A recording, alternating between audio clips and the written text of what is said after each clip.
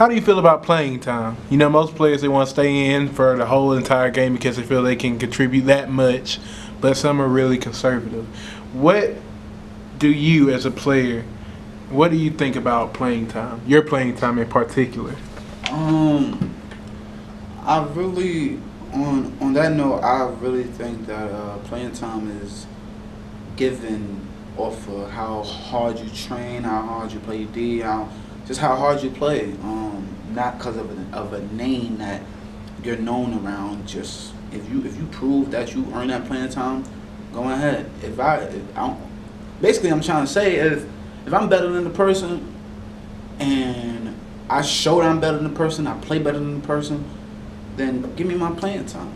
I understand that, you know, he's probably like 15th in the nation because of his name, but if he's not showing that he's gonna benefit the team, give me my playing time.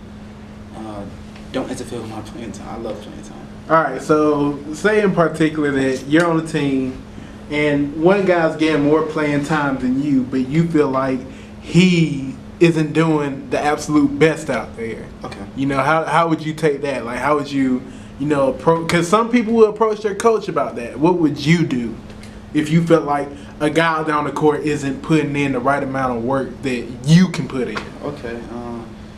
When we in practice, I'm going at him. He's an enemy when we in practice. You know, I make him look bad. I gotta make my team win in practice. I gotta strive harder. I gotta do everything better. I gotta meet his standards. I gotta talk with him, train with him, see what he's doing that I can't do. You know, get better, and then talk to the coach to see how if I improved and ask him what I need to do. All right, now let's say for instance, you know, you're playing the game, you're in the game with your team and everything, and you're on the verge of winning, but then, you know, coach pulls you out and then puts the other guy in, and when the other guy's in, you know, you drop down and you're losing by so many points now. Will you argue with the coach's decision, or would you just, you know, sit back and let the coach himself learn, you know, not to pull you out at moments like that? I'll let the coach learn, cause if he pulled me out, it's a 90% chance he's seen something that I didn't see from the sideline, and I won't argue with the coach about it. You know, I just have to keep striving. It's just about striving. How big is your heart? That's one of my things I say, because people you know, rate me on my height. It's not about my height. It's my heart. I went against the biggest people, the people that's top ranked. I went against a few people, and I made them look bad, and some people made me look bad. It's all about your heart and how bad do you want it. That's the whole thing. And I want it bad. You know, I've been the underdog all my life. You know, so I know what it feels like to lose. I want to know what it feels like to win, and that's another thing that makes me different from everybody else. All right, now how would you feel about a coach showing favoritism if you were to go to a college and the coach was, you know, kind of lenient toward his more experienced players, and he didn't really play you? Like, how would you take that? Would you want to transfer, or would you just kind of stick it out for the long run? That's a good question.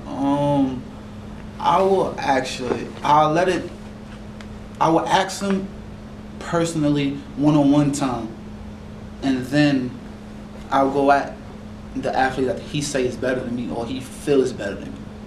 And if I'm making a point to where he's not better than me and people actually noticing it and it still don't change, depending on what's his year time, I'll probably leave.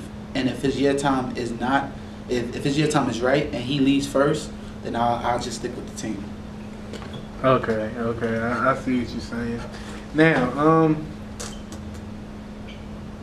do you really think you can play at a college level right now? Because, you know, high school and basketball, they're two different leagues. And, you know, so you got high school athletes who are the star players, then they get to college and they sit on the bench for most of their freshman year. You know, do you feel that, or do you feel that you are in shape enough and ready to play at this college level, because it's a whole nother league? I feel I am ready for it. Physically, mentally, and emotionally, I feel I am actually ready for it. Because I know how it feels to be. Every game I go into, they don't know me. You know, I'm the underdog. They do not know me. Who is this 5'10" on the court bringing the ball up? Who is he? You understand? And that's like a spit in my face. I have to prove them wrong. You know, besides me even getting my points, I want my team to win.